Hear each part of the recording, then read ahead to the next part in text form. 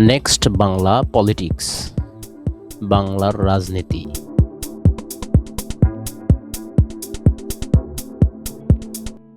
আপনি ভারতের কাছে দস্তখত দিয়ে যদি এই দেশে আসেন, তাহলে আপনার মৃত্যুর সন্নিকটে। আপনার বাবার রক্তের সাথে তাহলে আপনি বেইমানি করতেছেন, আপনার মায়ের রক্তের সাথে আপনি বেইমানি করতেছেন। আপনার বাবা তালপট্টি দিয়ে দেয়নি বলে শেখ হাসিনাকে এখানে ঢুকানোর 17 দিনের মাথায় আপনার বাবাকে হত্যা করা হয়েছে। আপনার বাবা পানি চুক্তির আন্ডারে ফারাক্কাকে বলছিল উড়িয়ে দিবে। আপনার মা এই পানির দাবিতে ইউএন পর্যন্ত গেছিল, সেজন্য আপনার মাকে কিন্তু ক্ষমতা থেকে কিভাবে চলে গেছে। আর আমার ধারণা আপনার মাজার ব্যথা এখনো যায়নি। যদি মাজার ব্যথা এখন অনুভব করে থাকেন, বিশ্বাস করেন না ইন্ডিয়াকে, বিশ্বাস করছেন তো মরছেন। আপনার সন্তানের যেদিন জানা যাওয়া দাফন হবে, সেদিন আপনি সাংস্কৃতিক অনুষ্ঠান উপভোগ করতে পারেন। একজন সাংবাদিক তিনি চ্যানেল 24-এ বললেন কি, আমি সাংস্কৃতিক অনুষ্ঠান উপভোগ করছিলাম, যখন শুনলাম প্রথম আলো এবং ডেইলি স্টারে আগুন দেওয়া হয়েছে, আমার গা শিহরিত হয়ে উঠল। আমি তাদেরকে বলতে চাই, আপনার সন্তানের চেয়ে ওই বিল্ডিং এর মূল্য আপনার কাছে বেশি। এই ভারতীয় আধিপত্যবাদ বন্ধ করেন, এই নাটক বন্ধ করেন। আপনি 2.5 ঘন্টা পরে এসে কিভাবে দাউ দাউ করে একটা বিল্ডিং জ্বলতেছে 4 তলা পর্যন্ত, তার মধ্যে ঢোকেন কিভাবে? তাহলে আপনি জানেন কারা আগুন দিয়েছে, এই আগুনের সহযোগী আপনি। নাহলে আপনি এই বিল্ডিং এ ঢুকলেন কিভাবে 2.5 ঘন্টা পর? কত বড় মিথ্যাচার যে সেদিন নাকি ফায়ার ব্রিগেডকে ঢুকতে দেওয়া হয়নি, তাহলে আপনাকে ঢুকতে দিল কিভাবে? আবার এর সাথে আপনি লিঙ্ক করেন কি দাড়ি টুপি। আপনাদের লজ্জা হয় না? যাত্রাবাড়িতে দেখেন, যাত্রা আপনি একটা জিনিস বলেন, শিরাটনে সামনে বিআরটিসি বাসে গান পাউডার দিয়ে আগুন ধরে জীবিত মানুষগুলোকে পুড়ে মারল কে? আওয়ামী লীগ। এই যে এই গত 1 মাসে যত বাস পুরাইছে কে? আওয়ামী লীগ। বিহঙ্গ পরিবহনের বাস কে পুরাইছে? আওয়ামী লীগ। আওয়ামী লীগ আর রসারা পুরাপুরির কাজ কি করে? এবার আরো বলেন, আমার ভাই বলে গেল, শোনেন, বিডিআর হত্যাকাণ্ডের প্রথম 2 জনকে পুড়িয়ে মারা হয়েছিল। বিডিআর হত্যাকাণ্ড করে পিলখানায় প্রথম 2টা ডেড বডিকে পুড়িয়ে ফেলে দেওয়া হয়েছিল। আশুলিয়াতে পুলিশকে কে বুদ্ধি দিল এই ডেড বডিগুলোকে, আমার জুলাই যোদ্ধাদেরকে পুড়িয়ে ফেলা? এই একই কাজ আপনি আবার করলেন। পুড়িয়ে ফেলার রাজনীতি আমরা করি না। আমরা সবসময় বলি কি, হাদির কথাটাকে বলি, মৃত্যুর ফয়সাল আসমান জমিনে করে। সেই জন্য আমরা সবসময় বুক পেতে ঘুরে বেড়াচ্ছি। আমরা কাউকে মেরে কোনো ইস্যু তৈরি করতে চাই না। আর আপনার এই ইস্যুগুলো কেন? যখনই হাদির কি ছিল? হাদির একটা আহ্বান ছিল। কি আহ্বান? যে ভারতীয় আধিপত্যবাদ থেকে মুক্তি। সেটাকে এই নুরুল কবির সাহেব কি বলেন, উনি ধর্মভিত্তিক ধর্মভিত্তিক শাসন ব্যবস্থা কায়েম করতে চান। এটা তো আমার কর্তব্য, এই দেশ ইসলাম কায়েম করা। 90% দেশের যেখানে মুসলমান, সেই দেশে আপনার কিভাবে এইভাবে সাহস হয় বলা? আপনি একবারও তো বললেন না, যখন আওয়ামী লীগ এসে এই সংবিধান থেকে বিসমিল্লাহির রহমানির রহিম, আল্লাহর উপর পূর্ণ আস্থা ও বিশ্বাস এগুলো তুলে দিলেন, তখন মুখে কুলি পাটলেন। ও তার সমস্যা, প্রথম আলোকে এই ভেঙে চুরে আগুন দিয়ে এটাকে কোনোভাবে সমর্থন করতেছি না, কিন্তু আবারও বলতেছি, এটা আপনারাই করালেন। এই নাটক করিয়ে আপনারা কি করতে চাচ্ছেন? হাদির মৃত্যুটাকে, হাদির এই যে আত্মত্যাগকে আপনারা সাবসার্ভিয়েন্ট করতে চাচ্ছেন। আমাদেরকে বোকা পাইছেন। এবার দ্বিতীয় কথা বলি, যদি ডেইলি স্টার এবং ভাঙ্গাটা অন্যায় হয়, তার বিচার করেন, কোনো সমস্যা নেই। তার আগে যে হাদি 7 দিন আগে গুলি লাগলো, 7 দিনেও ধরতে পারেন না। পুলিশ কি স্টেটমেন্ট দিচ্ছে, কোথায় আছে না আছে জানি না। আপনি 54-এ আপনি কিভাবে মানুষকে ধরতেছেন? আপনি তো কথা দিলেন, এই আইন উপদেষ্টাকে বলতেছি, আপনি 54-এ ধরতে পারেন, তাহলে আপনার ex-wife-কে ধরেন না কেন? না, শাওনের কথা বলিনি। সে মৃত্যুদণ্ড ঘোষণা করতেছে আমাদের, আপনার কানে ঢোকে না? বেঈমান কোথাকার! হাদির রক্তের সাথে বেঈমানি করে আপনি 54 প্রয়োগ করে আবার সেই কি করতেছেন? দাড়ি টুপি আলাদা ধরতেছেন। আমার মাদ্রাসার ছাত্ররা কি ভুলে গেছেন যাত্রাবাড়িতে কিভাবে রক্ত দিয়েছে? এই রক্তের উপর বেঈমানি করতে আপনার লজ্জা লাগে না? লজ্জা লাগে না আপনার? এবার আসেন, ধরে নিলাম তর্কের খাতিরে যে বাংলা এডিশনের প্রতিষ্ঠাতা কে? ইলিয়াস ভাই। ধরে নিলাম তিনি প্রভোকেট করছেন, তিনি করার জন্য এই বিল্ডিং ভেঙে দিছে কেউ, খুব ভালো কথা। তার জন্য ইলিয়াস ভাই কি করছেন? পার্সোনাল ফেসবুক বন্ধ করে দিয়েছেন।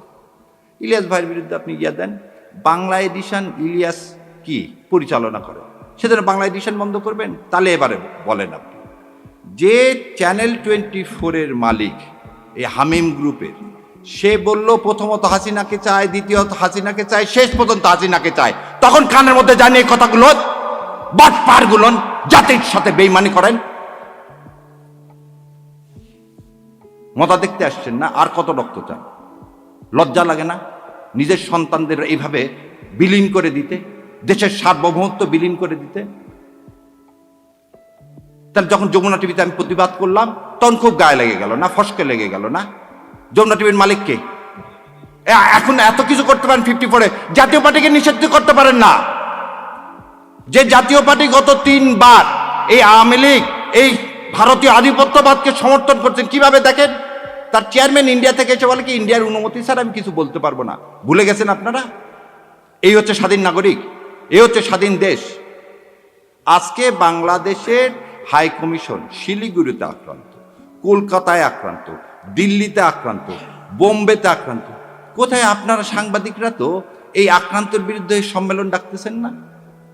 আজ আমার দেশ, আমার সার্বভৌমত্ব আক্রান্ত কার দ্বারা? ইন্ডিয়ার দ্বারা। আরো কত মিথ্যাচার। একটা শোনেন, জ্ঞান পাপী কাকে বলা হয়? যে জেনে শুনে মিথ্যা কথা বলে, যে জেনে শুনে মিথ্যা কথা বলে। মাহফুজ ইনাম সাহেব বললেন 53 বছরে কোনো প্রতিষ্ঠানে আগুন দেওয়া হয়নি। তাহলে উনি অন্ধ, নাহলে ওনার চশমা ছিল না যেদিন নয়াদিগন্তে আগুন দিচ্ছে 12 বছর আগে। তাহলে এই মিথ্যাচার, যা রক্তের মধ্যে মিথ্যাচার, মুনাফেক সে আমাকে মুনাফেক বলতেছে। এটা তো আপনাকে অ্যাডমিটেড প্রমাণ দেখালাম, হঠাৎ করে আপনাদের এত মাথার ব্যথা হলো কেন? জামাত ইসলাম ক্ষমতা আসবে কি আসবে না, ক্ষমতা যাওয়ার মালিক হচ্ছে আল্লাহ। তা আপনারা ক্ষমতা বলতেছেন বিএনপি চলে আসছে।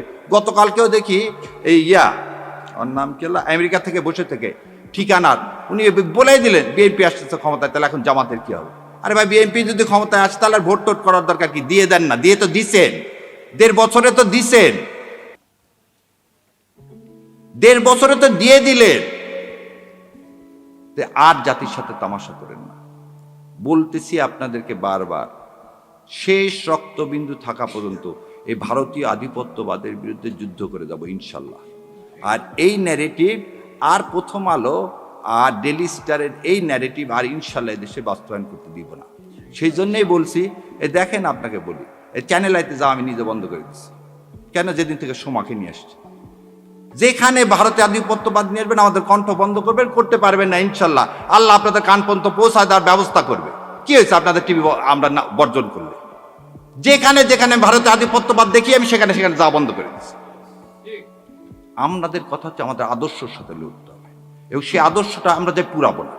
আমরা আমাদের কথা বলে যাবো, যেখানে পছন্দ হবে না ভাই সেখানে যাবো। আর পুরানার রাজনীতিটা করে ভারত, এবং ভারতের দালাল হচ্ছে প্রথম আলো। শোনেন, একটা জিনিস শেষ করে দিচ্ছি, যার শত্রু ভারত তার আর কোনো শত্রুর দরকার নাই। যার শত্রু ভারত তার আর শত্রুর দরকার নাই। আর যার বন্ধু ভারত তার আর মৃত্যুর বেশি দিন নাই। তাই আমি জানি না আমার বিএনপির ভাইয়েরা এই আনন্দবাজার পত্রিকার তারা বিবৃতি দিয়ে জানাবেন। যদি বিবৃতি দিয়ে না জানান, আপনাদের মাধ্যমে জাতির কাছে বলে যাচ্ছি, বিএনপির তার মৃত্যু সন্নিকটে, যদি ওই তথ্য সত্য হয়। আপনি ভারতের কাছে দস্তখত দিয়ে যদি এই দেশে আসেন, তাহলে আপনার মৃত্যুর সন্নিকটে। আপনার বাবা রক্তের সাথে তাহলে আপনি বেইমানি করতেছেন, আপনার মায়ের রক্তের সাথে আপনি বেইমানি করতেছেন।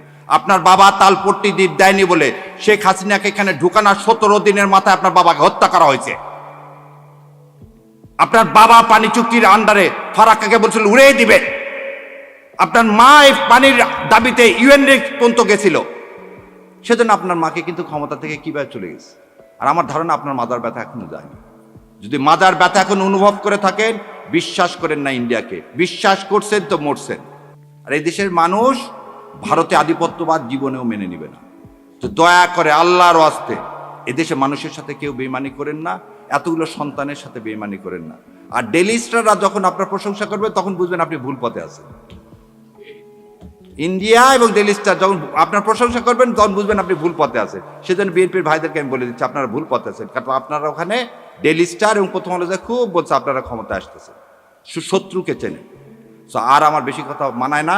আমার শ্রদ্ধেয় শিক্ষক এখানে উপস্থিত আছেন, সো আপনারা আমাদের জন্য দোয়া করবেন। আর অন্তরের অন্তঃস্থল থেকে সাংবাদিক ভাই আপনাদেরও দায়িত্ব আছে, দয়া করে এই মিথ্যাগুলোকে আপনারাও বলেন যে একটা লোক একটা বিল্ডিং আগুন লাগলো, সে ঢুকলো কিভাবে, বেরোলো কিভাবে, আর সে কিভাবে বলে যে সাংবাদিক পুড়িয়ে মেরে ফেলে দেওয়ার ষড়যন্ত্র হয়েছে। কোনো জায়গায় আগুন লাগলে কি হবে? কাউকে তো ঢুকতে দেওয়া হবে না, ভিতরে যারা আছে তাদেরকে বের করে আনা হবে। উনি কি ডাক্তার? উনি কি ফার্স্ট এইডার? না উনি ফায়ার ব্রিগেডে জয়েন করছে? সো এর থেকেই বোঝা যায় এটা কত পরিকল্পিত, কত সুপরিকল্পিত। এর জন্য ধিক্কার জানায়। আর সর্বশেষে বাংলা এডিশন যদি বন্ধ করেন, আর যদি আপনি চ্যানেল 24, চ্যানেল আই, এই যমুনা, এগুলোর লাইসেন্স যদি বন্ধ না করেন, প্রথম আলো আর ডেইলি স্টারের যদি আপনি লাইসেন্স বন্ধ না করেন, তাহলে দয়া করে এই ভণ্ডামো বাদ দেন। গদিতে যেমন আমরা বসাতে জানি, ধাক্কা দিয়ে ফেলাতেও জানি। তো ইনশাল্লাহ আল্লাহ আমাদের সে তৌফিক দেখ সৎ কথা বলার এবং সৎ পথে চলার। আমিন। আসসালামু আলাইকুম রহমতুল্লাহ বরকাতুহু।